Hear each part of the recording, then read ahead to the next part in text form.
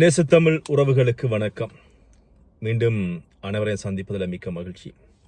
இந்த வீடியோவில் இன்று பாராளுமன்றத்தில் இடம்பெற்ற விஷயங்கள், அதாவது கௌரவ பாராளுமன்ற உறுப்பினர் டாக்டர் அர்ச்சுனா அவர்கள் பாராளுமன்றத்தில் பேசிய விஷயங்கள், அதே மாதிரி யாழ்ப்பாணத்தில் டிக்டாக்கின் ஊடாக ஒரு 15 வயது சிறுமி துஷ்பிரயோகம் செய்யப்பட்டிருக்கிறாங்க.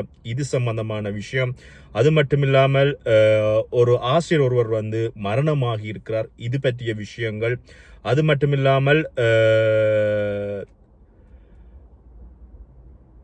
ஒரு வெளிநாட்டு நபர் ஒருவர் 2 இராணுவ அதிகாரிகள் அல்லது 2 இராணுவத்தில் இருக்கின்ற அதிகாரிகளை பயன்படுத்தி ஒரு மோசமான நடவடிக்கையை இலங்கையில செஞ்சிருக்கிறாங்க. இப்ப இது சம்பந்தமாக இந்த வீடியோல பார்க்க போறோம். இதுக்கு முன்பதாக என்னுடைய சேனலுக்கு புதிதாக வருபவர்கள் என்னுடைய சேனலை சப்ஸ்கிரைப் பண்ணிவிட்டு லைக் பண்ணி கமெண்ட் பண்ணி உள்ள வாங்க.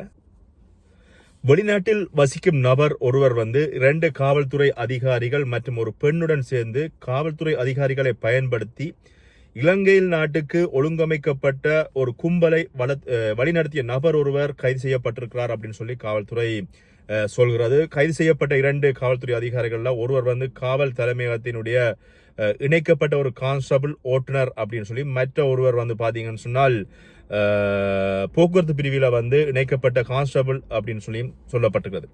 இந்த 2 சந்தேக நபர்களிடம் கிட்டத்தட்ட 5 லட்சத்துக்கு மேற்பட்ட ரொக்க பணம் கைப்பற்றப்பட்டது மட்டுமில்லாமல் முக்கிய நபர்களிடம் இருந்து கைது செய்யப்பட்ட கான்ஸ்டபிள் ஒருவருடைய அதிகாரப்பூர்வ அடையாட்டையும் போலீசாரால கைப்பற்றப்பட்டிருப்பதாகவும், இவர்கள் எதிர்வருகின்ற 4ஆம் திகதி வரை இவர்களை விளக்கமறியலில் வைக்குமாறும் சொல்லப்பட்டிருக்கிறது. உண்மையில மிக மிக வேதனைக்குரிய ஒரு விஷயம். இங்கே புலம்பெயர் தேசங்களில் இருந்து நிறைய பேர் இப்படியான விஷயங்கள் ஒரு சிலர் ஈடுபடுகிறார்கள். மிக அவதானமாக இருங்க.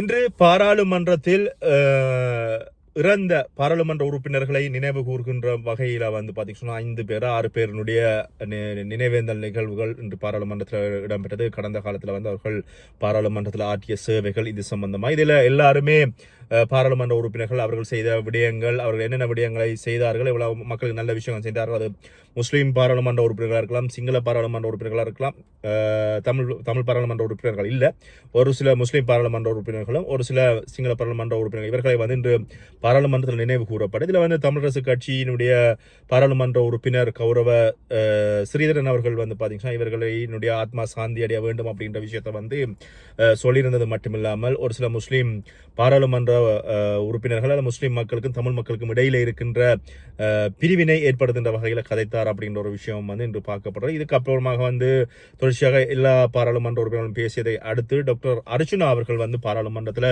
இது சம்பந்தமாக பேசியிருந்தார். இது சம்பந்தமாக பேசுகின்ற பொழுது அவர்களுடைய வரலாறுகள், அவர்கள் என்னென்ன ஆண்டு கால பகுதிகளில் என்ன செய்தார்கள் அப்படின்ற விஷயம் பேசப்பட்டது.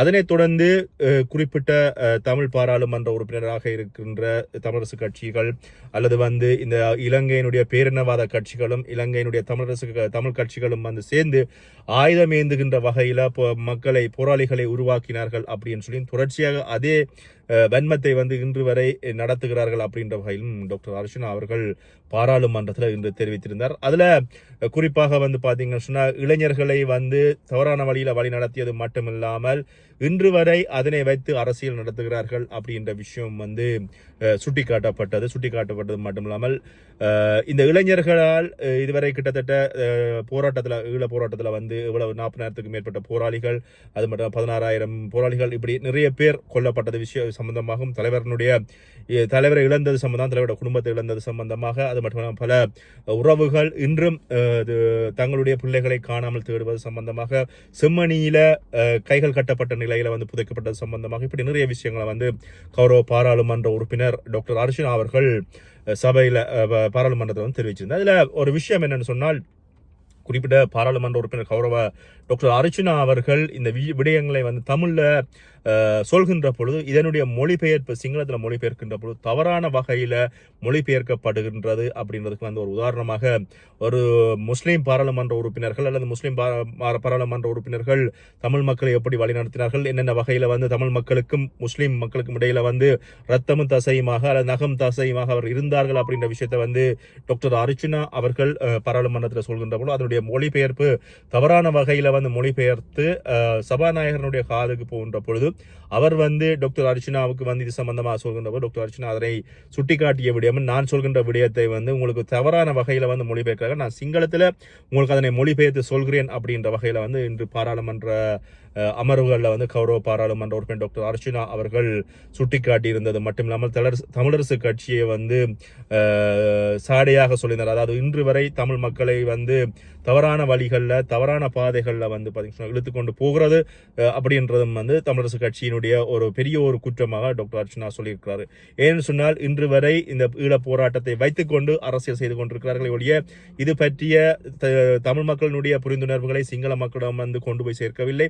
சிங்கள மக்களிடம் இருக்கின்ற விஷயங்களை வந்து தமிழ் மக்களிடம் கொண்டு போய் சேர்க்காமல் இருவர்களுக்கும் இடையிலே வந்து பிரிவினவாதத்தை உண்டு பண்ணி பேரினவாத கட்சிகளோடு தமிழ் மக்களை போராட செய்தது மட்டுமில்லாமல் அதற்கு பின்னர் இன்று இந்த உயிரிழப்புகள் வருவதற்கு காரணமாக இவர்கள் இருந்தார்கள் அப்படின்ற மாதிரியான கருத்துக்களை வந்து டாக்டர் அர்ச்சனா அவர்கள் பாராளுமன்றத்தில் சுட்டிக்காட்டியிருந்தமையும் வந்து குறிப்பிடத்தக்கது.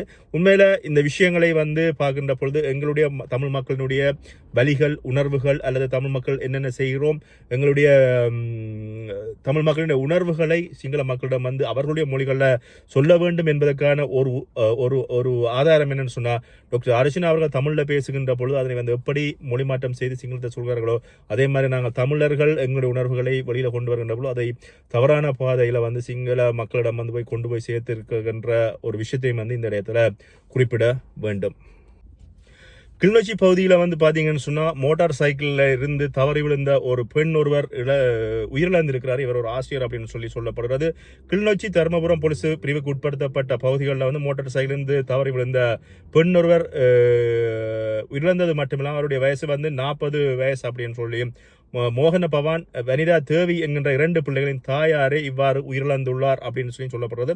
கடந்த 9ஆம் தேதி உறவினருடன் மோட்டார் சைக்கிளில் வைத்தியசாலை சென்ற பொழுது திடீரென ஏற்பட்ட சொயினம் காரணமாக மோட்டார் சைக்கிளில் தவறி விழுந்துள்ளார் அப்படின்னு சொல்லி இந்த நிலையில வந்து கிளிநொச்சி வைத்தியசாலையில சிகிச்சைக்காக அனுமதிக்கப்பட்டிருந்த பொழுது பலனின்றி உயிரிழந்தார் அப்படின்னு சொல்லப்படுறது. இல்லை இன்னும் ஒரு விஷயம் வந்து சமூக ஊடகங்கள் காணக்கூடிய இருக்கிறது. அதாவது பாடசாலை நேரங்களில் வந்து இந்த டிப்பர் வாகனங்கள் கிளிநொச்சி நகர பகுதிகளிலேயோ அல்லது இந்த ஏனையின் வீதிகளிலேயோ வந்து ஓடக்கூடாது அப்படின்னு சொல்லப்பட்டாலும் அதனையும் தாண்டி குறிப்பிட்ட ஒரு டிப்பர் வாகனங்கள் அந்த வீதிகளில் ஓடுவதனால ஏற்பட்ட விபத்தின் காரணமாக இன்று பாடசாலை மாணவி ஒருவரும் வந்து கிளிநொச்சியில் வந்து காயமுற்றிருப்பதாக செய்திகள் வந்திருக்கு. அதுக்கான வீடியோக்களும் வெளியாகி இருக்கின்றன.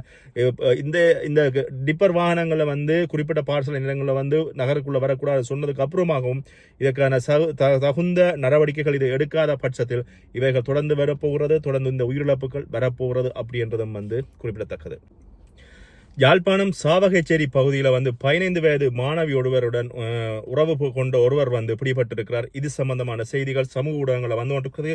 யாழ்ப்பாணத்தில் பெற்றோரை ஏமாற்றிவிட்டு பிள்ளைகள் வந்து சமூக ஊடகங்களில் குறிப்பாக பயணித்துக் கொண்டிருக்கிறார்கள். இதனை வந்து தடை செய்வதற்கு இலங்கை அரசாங்கம் முயற்சிக்கிறதா இல்லையா அப்படின்ற செய்திகள் எனக்கு தெரியவில்லை. ஆனால் யாழ்ப்பாணம் சாவகச்சேரி பகுதியில் இருக்கின்ற பெண் குழந்தை ஒன்று 15 வயசு பிள்ளை ஒன்று டிக்டாக் ஊடாக தொடர்பை ஏற்படுத்தி இருக்கிறது. இதனால் வந்து குறிப்பிட்ட சிறுமி துஷ்பிரயோகத்துக்கு உள்ளாகி இருக்கிறதாக கூறப்படுகின்ற இளைஞனை விளக்கமறியலில் வைக்குமாறு சாவகச்சேரி நீதிமன்றம் உத்தரவிட்டிருப்பதாக சொல்லப்படுறது. சம்பவத்தில் வந்து பாதிக்கப்பட்ட 15 வயது சிறுமி வந்து பார்த்தீங்கன்னா மருத்துவ சிகிச்சைக்கு உள்ளாக்கப்பட்டிருக்கிறார் அப்படின்னு சொல்லியும் காவல்துறை சொல்றாங்க. குறிப்பிட்ட சிறுமியினுடைய பெற்றோரால் சாவகச்சேரி நிலையத்தில் வந்து முறைப்பாடு அளிக்கப்பட்டதுக்கு அமைய துன்னாலை பகுதியை சேர்ந்த ஒரு 19 வயது இளைஞர் கைது செய்யப்பட்டிருக்கிறார் அப்படின்னு சொல்லியும் செய்திகள் வெளியாக இருக்கிறேன். நான் இது சம்பந்தமாக தொடர்ச்சியாக நான் ஒரு சில வீடியோக்கள் பழைய வீடியோக்கள் என்னுடைய வீடியோக்கள் அதை பார்க்கலாம். அதாவது யாழ்ப்பாண பகுதிகளில் பெற்றோரை ஏமாற்றி விட்டு பிள்ளைகள் தவறான வழிகளில் போகிறார்கள். அதே மாதிரி பிள்ளைகள் படிக்கிறார்கள் அப்படின்னு சொல்லி பெற்றோர் பிள்ளைகளை நம்பி அவர்களிடம் கைபேசிகளை கொடுத்து விட்டு சரி இந்த பிள்ளை படிக்குது நல்லா வரட்டும் அப்படின்னு சொல்லி நினைக்கின்றதன் விளைவாக இவ்வாறான தவறான வழிகளில் பிள்ளைகள் போகிறார்கள் என்றது வந்து உண்மையில கவலைக்குரிய ஒரு விஷயம். பிள்ளைகள் என்ன செய்கிறார்கள், பிள்ளைகள் படிக்கிறார்களா, புத்தகத்தோடு இருக்கிறார்களா அல்லது வேறு யாரோட கதைக்கிறார்களா, என்ன வழிகளில் பயணிக்கிறார்கள் அப்படின்றத வந்து பெற்றோராகிய நீங்கள்லாம் கண்ணுக்குள் என்ன விட்ட மாதிரி பார்க்க வேண்டும். 15 வயது சிறுமி ஒருவரை துஷ்பிரயோகம் செய்கிற அளவுக்கு அந்த சிறுமி போயிருக்கிறார் அப்படின்ற பொழுது நாங்கள் முடிஞ்சதுக்கு அப்புறமாக நீதிமன்றம் போயோ அல்லது வந்து போலீசாரிடம் முறைப்பாடு செய்த பியூஷன் இல்லை. அதுக்கு முன்பதாக எங்களுடைய பிள்ளைகளை பாதுகாக்க வேண்டிய கடப்பாடு இருக்கிறது. அது மட்டும் இல்லாமல் குறிப்பிட்ட சைபர் கிரைமின் ஊடாக இது சம்பந்தமான நடவடிக்கைகள் எடுக்கலாம். யாராவது உங்களுடைய பிள்ளைகளை தவறான வழிகளில் யாராவது பயன்படுத்துகிறார்கள் அப்படின்னு சொன்னால் நீங்கள் போலீஸ் போய் முறைப்பாடு போட்டுவிட்டு அதுக்கப்புறமா நான் நினைக்கிறேன் யாழ்ப்பாணம் பலாலியில் வந்து சைபர் கிரைம் இருக்க நினைக்கிறேன் பலாலியா காங்கேசந்துறை பகுதிகளில் யாரிடம் அதை விசாரிங்க நம்மளை போலீஸில் யாரிடம் கேட்டிங்கன்னு சொன்னால் சைபர் கிரைம் எங்கே இருக்குன்னு சொல்லுவாங்க. சைபர் கிரைமில் போயிட்டு உங்களோட பிள்ளைகளை தவறான வழிகளில் யாராவது வழிநடத்துகிறார்கள் அப்படின்னு சொன்னால் நீங்கள் சைபர் கிரைமில் இன்ஃபார்ம் பண்ணி குறிப்பிட்ட நபர்கள் மீது நடவடிக்கை எடுக்கலாம் அப்படின்றதை இந்த வழியில் ஞாபகப்படுத்தி கொண்டு உங்களுடைய பிள்ளைகள் டிக்டாக்ல இருக்கிறார்களா, அதே மாதிரி என்னென்ன சமூக வலைத்தளங்களை பயன்படுத்துகிறார்கள் அப்படின்றதை நீங்கள் முடிஞ்ச இன்றைய இருக்கிற ஜெனரேஷனுக்குரிய பெற்றோர்களுக்கும் ஓரளவுக்கு இந்த சமூக வலைத்தளங்கள் பற்றிய விவரங்கள் ஓரளவுக்கு தெரியும். அதனால முடிஞ்ச வர சமூக வலைத்தளங்கள் உங்கள் பிள்ளைகள் இருக்கிறார்களா அப்படின்றது மிக மிக அவதானமாக இருங்க.